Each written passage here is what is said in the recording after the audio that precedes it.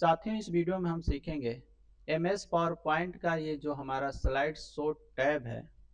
यहाँ पे आप देख सकते हो इस टैब के अंदर जो कमांड्स दिए गए हैं, जो एरिया हम सेलेक्ट कर रहे हैं, आप देख सकते हो कि ये हमारा स्लाइड शो टैब के अंदर जो कमांड्स हैं ये अलग अलग ग्रुप में डिवाइड हैं। एक है आपका स्टार्ट स्लाइड शो, दूसरा है सेटअप, तीसरा है मॉनिटर। तो जब हम प्रेजेंटेशन बनाते हैं तो प्रेजेंटेशन बनाने के दौरान स्लाइड शो टैब के अंदर ये जो कमांड्स हैं जो अलग अलग ग्रुप में दिखाई दे रहे हैं, इनका क्या उपयोग है इसके बारे में हम इस वीडियो में सीखेंगे। तो चलिए जानते हैं। साथियों, यहाँ पे आप देख सकते हो कि हमने एक प्रेजेंटेशन फाइल बनाई है जिसके अंदर हमने 3 स्लाइड लिया हुआ है। अगर ये हमने बना के तैयार रख दिया है तो अब इसको हमको प्रेजेंट कराना है। तो प्रेजेंट कराने के लिए यहाँ पे आप देख सकते हो स्लाइड शो टैब के अंदर आप जाएंगे और यहाँ पे स्टार्ट स्लाइड शो है। तो इसके अंदर आप देखोगे तो अलग अलग कमांड्स दिए गए हैं। यहाँ पे फर्स्ट दिया हुआ कि अगर आप अपने प्रेजेंटेशन फाइल को शुरू के स्लाइड से अगर आप प्रेजेंट करना चाहते हैं तो आपको इस पर क्लिक करना होगा। चलिए हम आपको क्लिक करके दिखाते हैं।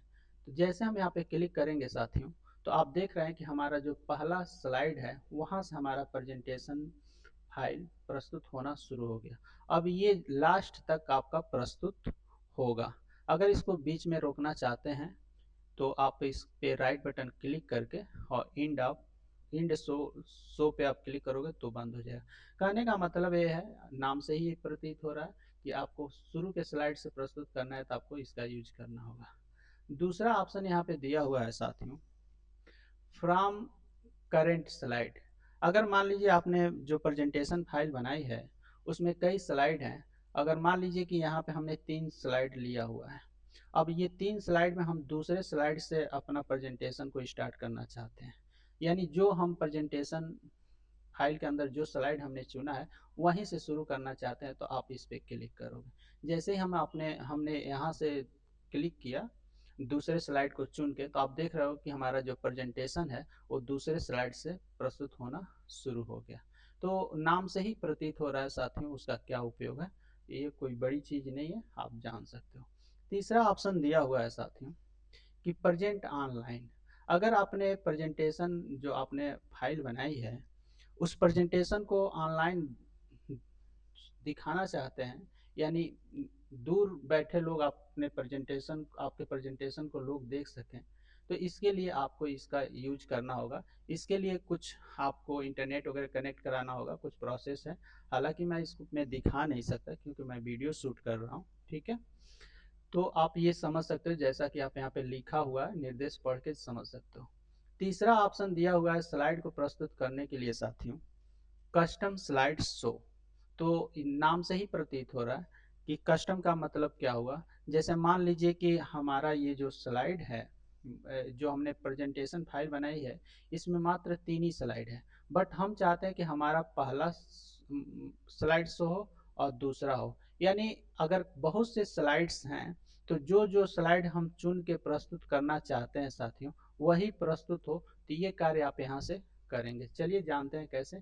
जैसे मैंने यहाँ पे क्लिक किया और कस्टम स्लाइड शो पे गए और यहाँ पे एक विंडो आ गया।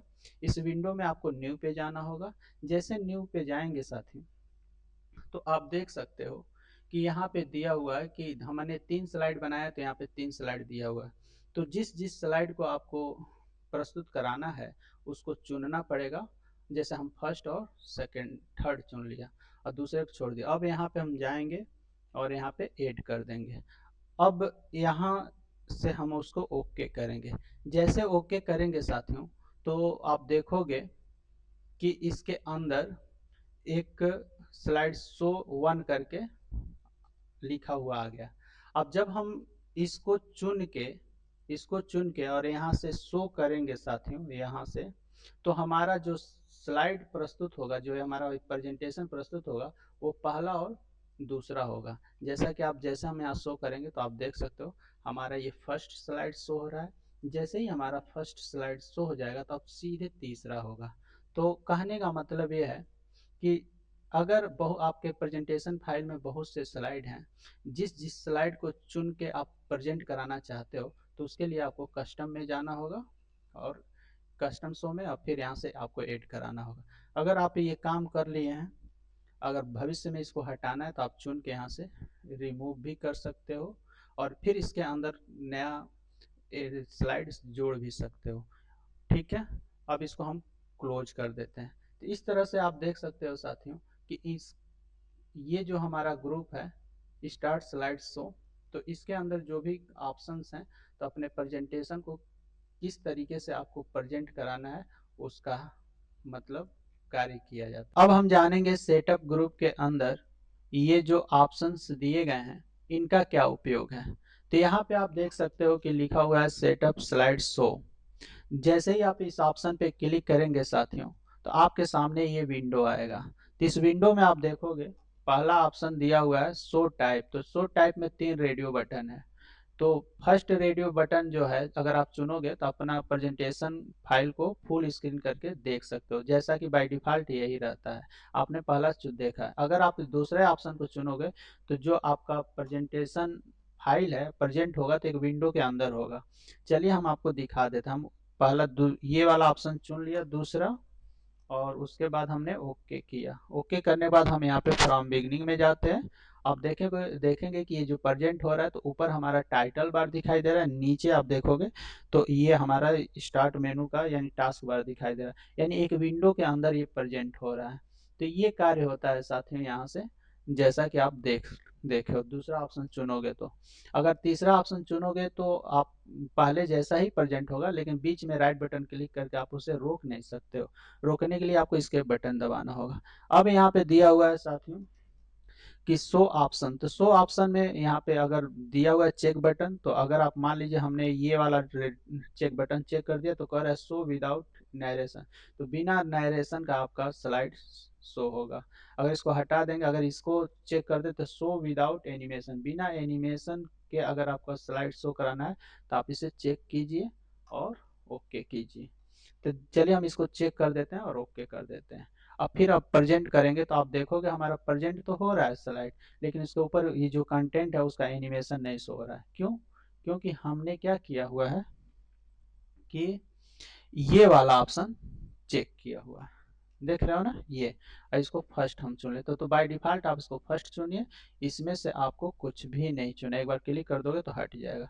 और अगर पेन यूज करते हो तो उसका पेन का कलर क्या होगा ये सब आप पढ़ के समझ सकते हो साथी। ठीक है, इसमें कोई बड़ी बात नहीं है। ठीक है, अगर यहाँ पे किसी स्लाइड को अगर हाइड करना चाहते हो प्रेजेंटेशन के दौरान वो स्लाइड शो ना हो, तो हाइड पे क्लिक कर दोगे। जैसे मान लीजिए कि हमारा दूसरा ये मैंने स्लाइड हमने चुन लिया ये वाला, अब इसको हाइड पे क्लिक करते हैं। हाइड करेंगे तो देखेंगे आप यहाँ पे इस तरह का क्रॉस का सिंबल बन गया, यानी हम जब प्रेजेंट करेंगे तो ये वाला हमारा स्लाइड शो नहीं होगा, फर्स्ट होगा और थर्ड होगा। अगर आप ये इस पे फिर से क्लिक कर दोगे तो हट जाएगा। ठीक है, आप करके देख लीजिएगा। यहाँ पे कह रहा है कि रिहर्स टाइमिंग। अगर अपने स्लाइड पे आप ऑडियो रिकॉर्ड करना चाहते हो साथियों, तो अगर आपको रिहर्सल करना है मतलब प्रयास करना है तो आप इस पे क्लिक करोगे तो ये ऐसे देगा। यहाँ पे आप देख सकते हो ऊपर रिकॉर्डिंग का ऑप्शन दे रहा है, तो आप प्रैक्टिस कर सकते हो साथियों इसके द्वारा। अब प्रैक्टिस करने के दौरान दौरान नहीं करने के बाद अब आपको स्लाइड पे अपनी आवाज देनी है, ऑडियो रिकॉर्ड करनी है, तो आपको ये वाला ऑप्शन चुनना पड़ेगा, रिकॉर्ड स्लाइड शो। तो रिकॉर्ड कह रहा है कि आपको जो रिकॉर्ड करना है तो करंट स्लाइड से करना है या जो स्लाइड मतलब या शुरू के स्लाइड से। तो पहले स्लाइड से अपना ऑडियो रिकॉर्ड करना है तो दूसरा वाला ऑप्शन पे क्लिक करेंगे, और जो स्लाइड आपने चुना वहीं से रिकॉर्ड करना है तो पहले वाले पे क्लिक करेंगे। जैसा कि नाम से ही प्रतीत हो रहा है, record from current slide, record from beginning. ठीक है, जब भी रिकॉर्ड करेंगे साथियों तो ये अगर नरेशन चाहते हो, टाइमिंग आपका यूज टाइमिंग आवे, सो मीडिया कंट्रोल आवे, तो इसको चेक कर लेंगे। तो ये चेक ही कर लिया जाता है। ये तीनों ऑप्शन देख रहा हो ना यहाँ पे होता है। अब यहाँ पे मॉनिटर है, यहाँ पे मॉनिटर वाला ग्रुप है। तो मॉनिटर में अगर आपके साथ आप मान लीजिए आप प्रेजेंट करा रहे हैं और कई तरह के कई वो मॉनिटर लगा हुआ है, अलग अलग स्क्रीन लगा हुआ है, मान लीजिए प्रोजेक्टर लगे हुए हैं, तो यहाँ पे आपको ऑटोमेटिक चुनना पड़ेगा। ठीक है, अगर आप ऑटोमेटिक नहीं चुनोगे, अगर मान लीजिए इसमें देखोगे प्राइमरी दिया हुआ है, अगर प्राइमरी चुनोगे तो प्राइमरी यानी फर्स्ट मॉनिटर पे ही स्लाइड शो होगा, अन्य पे नहीं होगा। ऑटोमेटिक कर दोगे तो सब पे शो होगा। तो ये था साथियों स्लाइड शो टैब के अंदर ये जो कमांड्स हैं इनके बारे में।